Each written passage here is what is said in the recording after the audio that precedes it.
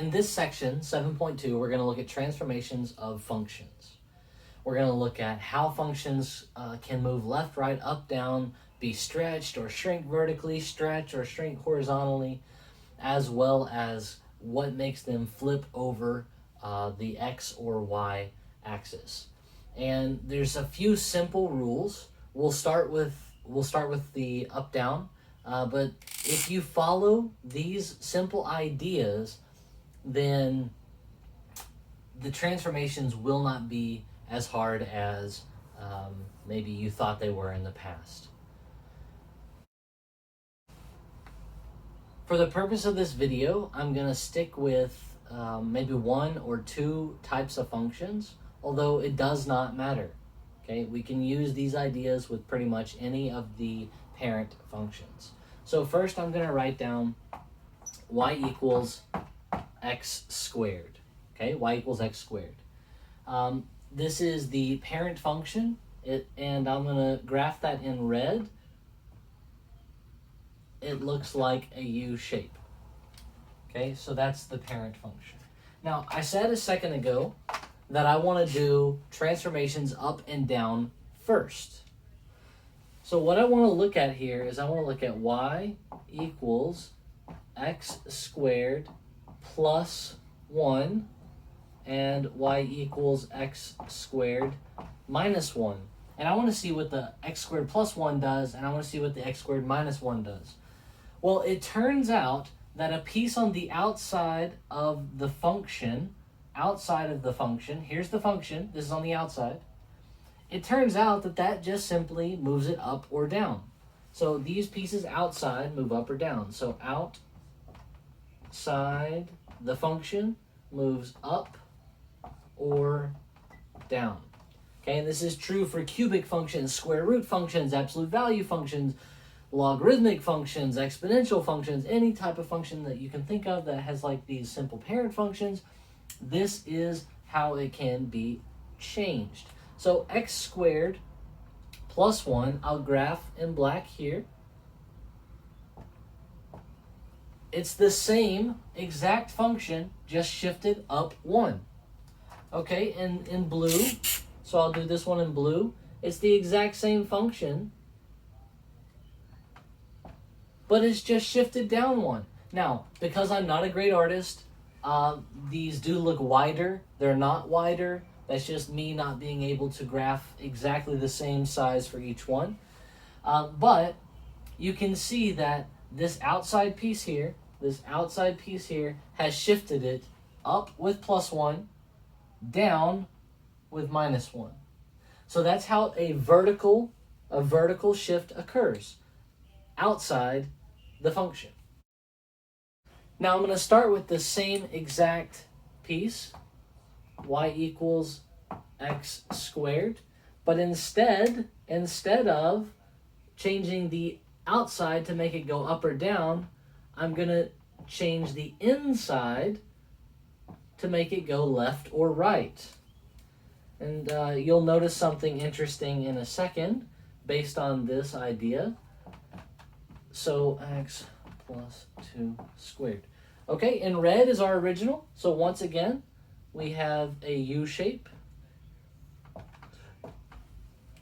Now, I'm going to do the blue one first. Oh, and I'll do the black one first, actually. Minus 2, we would think normally that minus 2 would be left 2.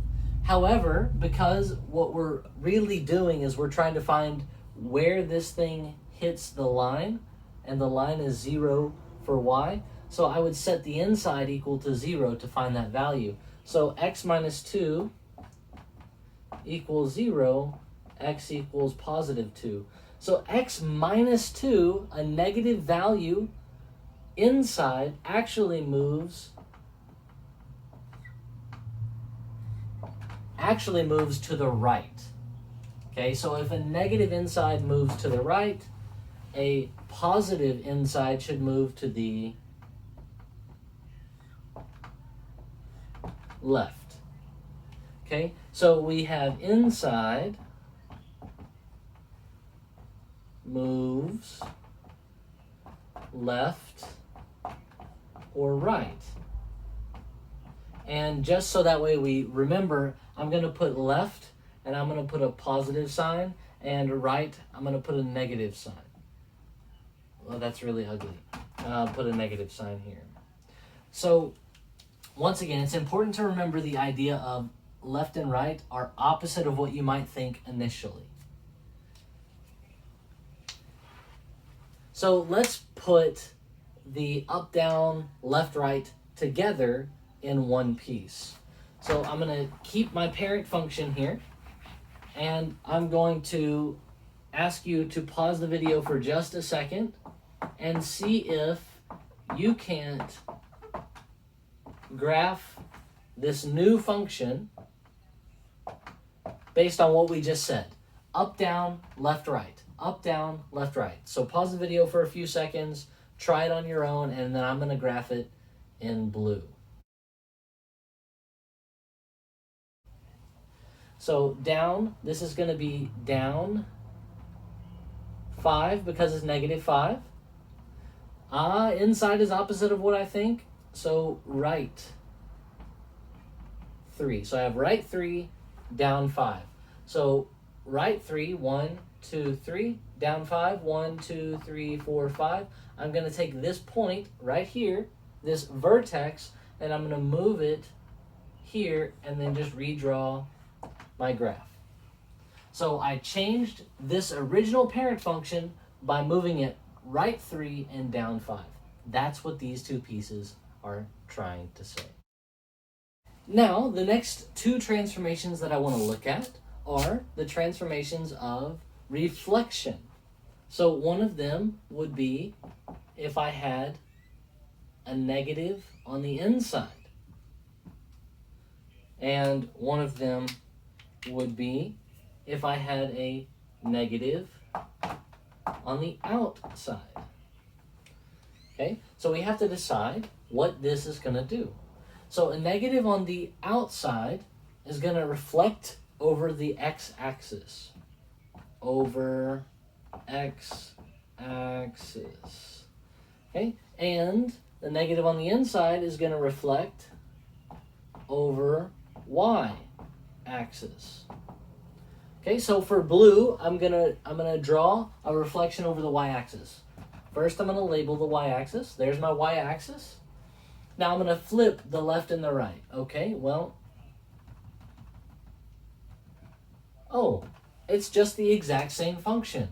So based on what we did last video, 7.1, this must be an even function because when I flipped it over the y-axis, I got the same function back. Okay, so it's good to relate that back to even and odd. And then now, if I take negative, I'm going to flip over the x-axis. So negative outside over the x-axis, negative inside over the y-axis. And so if I flip this over the x-axis, which I'll label here, you can see that it looks like that. So flipping over the x-axis is going to make it go from a U shape to kind of a hill. And so that's all we're going to look at for the reflections. Okay, now I want to look at vertical stretch and vertical compression. So I want to talk about something like ax squared. So some value in front of x squared. So I'm going to let that be, let's say, 2. Or y equals, and I'll do this one in blue, 1/2 x squared. So here's where we have to kind of think about what this means. If I take an x squared value, say I take 3 squared, right? If I put 3 in, I'm going to get 9 back. Well, if I have 2 times that value, 2 times 3 squared, is that going to be bigger or smaller? Bigger. It's going to be 18.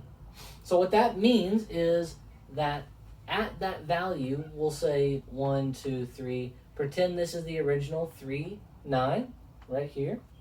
Then when I look at 2 times x squared, I should see that that value is 2 times that. 2 times 9, 18. So every point that's on this graph should be doubled.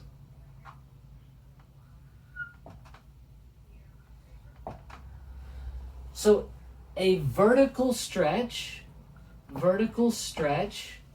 means I'm going to take all the points and pull them up. I'm going to stretch them out. I'm going to take all of these values here and stretch them to higher values. So that's what a vertical stretch is, and it's always a number here bigger than 1. Okay? Bigger than 1. And if you don't remember all these little bitty details, I've included a graph that has all of this on it in the 7.2 video section. So you can look at that graph, and it has all the information you need about left, right, up, down, vertical stretch, and vertical compression. If vertical stretch is going to take the values and stretch them up, vertical compression should do the opposite. Vertical compression should make the values wider.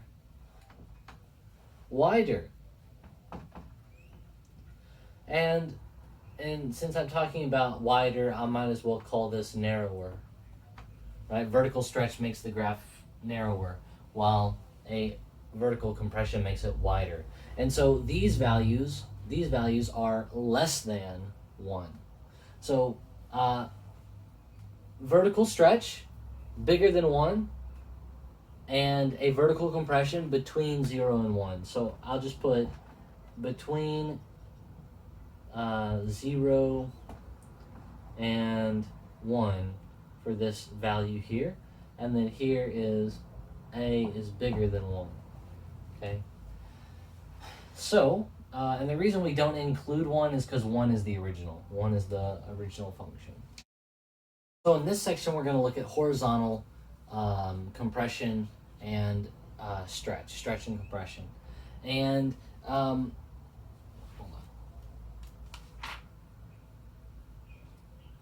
Oh, it's okay. So in this section, we're going to look at horizontal compressions and stretches. So instead of stretching this way and compressing this way, we're going to look at stretching this way and compressing this way.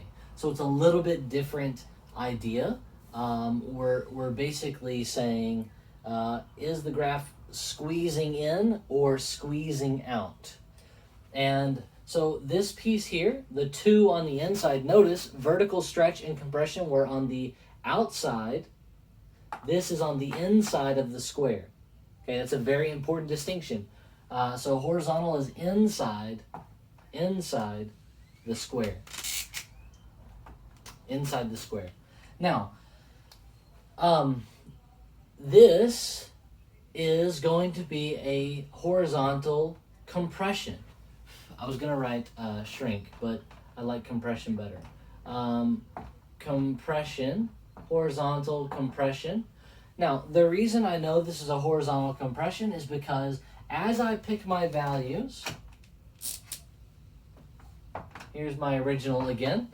As I pick my values, say I plug in 1, 1 times 2 is 2, 2 squared is 4. So 1 originally is here, but it goes up to here.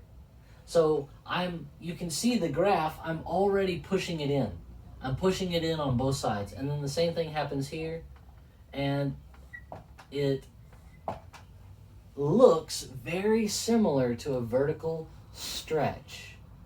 So a horizontal compression looks like a vertical stretch, and a horizontal stretch looks like a vertical compression. Okay, so how they appear on the graph is not quite what their name would suggest. Remember, vertical is taking points and moving them up or down, like stretching them up or compressing them down. This is taking points outside and squeezing them in for compression, or taking the points and widening them out. So this 1/2 would be if I took 1 here. What's 1/2 of 1? Well, that's 1. The square, I'm sorry, that's 1/2. And then the square of 1/2 is 1/4. So a horizontal stretch makes the graph way, way wide. So the idea of narrower and wider is opposite from that of the vertical stretch and compression.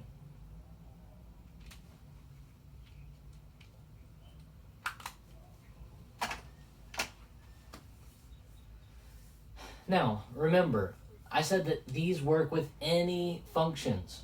Okay, it does not matter what the function is; these will work.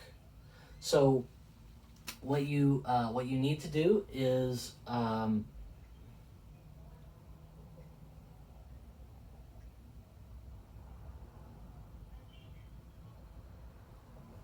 now remember, I said these will work with almost all functions. Okay, any of the parent functions we're going to look from here on out are going to be related to these ideas.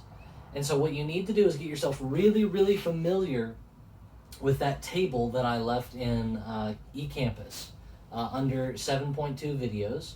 And that table will help you so much in moving forward. Any function that we talk about transformations of, you can reference that table and boom, you'll have an easy 4x4 little piece of paper that says this is what up and down is, this is what left and right is, this is horizontal, this is vertical stretch, this is horizontal compression, this is a reflection over the x or the y. And so all of those things you need to kind of know, because every section from here on out we're going to be implementing those in moving functions left, right, up, down, and stretching and transforming them in all sorts of ways.